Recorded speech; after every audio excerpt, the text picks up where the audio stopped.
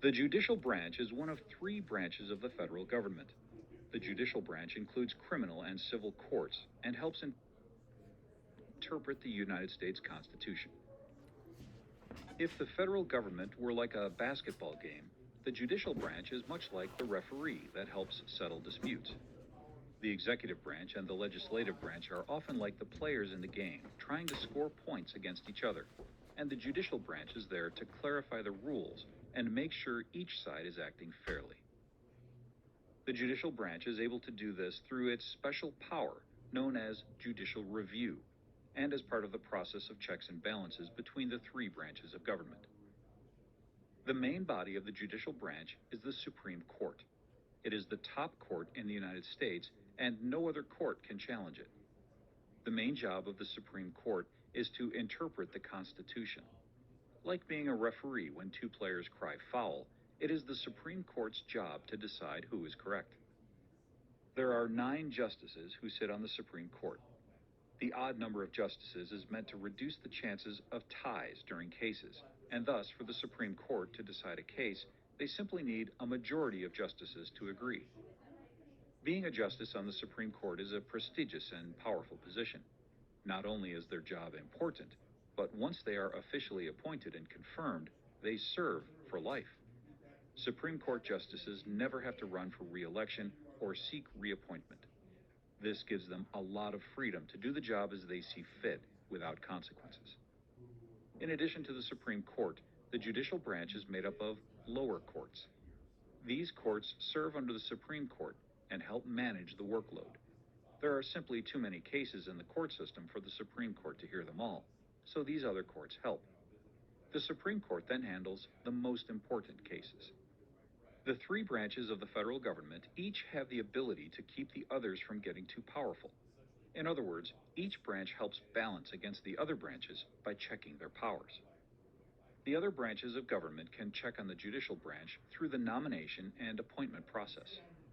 The actual people who make up the judicial branch, the judges and justices, must be nominated by the executive branch and approved by the legislative branch.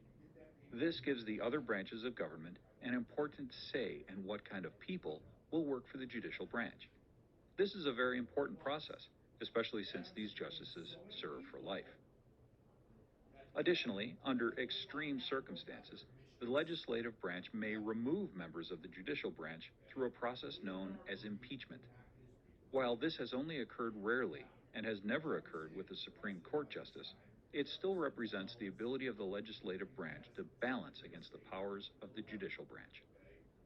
The judicial branch has a very important power it may use to keep the other 2 branches in line. This power is called judicial review. When the United States was just getting started as a country, the role of the judicial branch was uncertain. It wasn't until a dispute between a president and his predecessor reached the Supreme Court that the judicial branch's role became defined.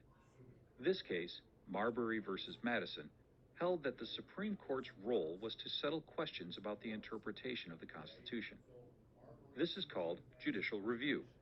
Judicial review means that the judicial branch has the power to review legislation passed by the legislative branch or policies enacted by the executive branch.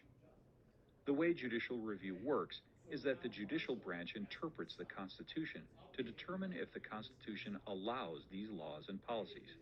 Simply, the judicial branch determines whether the Constitution allows certain laws to be passed. If the Supreme Court decides that a law passed by Congress is not allowable, then the law is considered unconstitutional and is erased. This gives the Supreme Court a tremendous amount of power.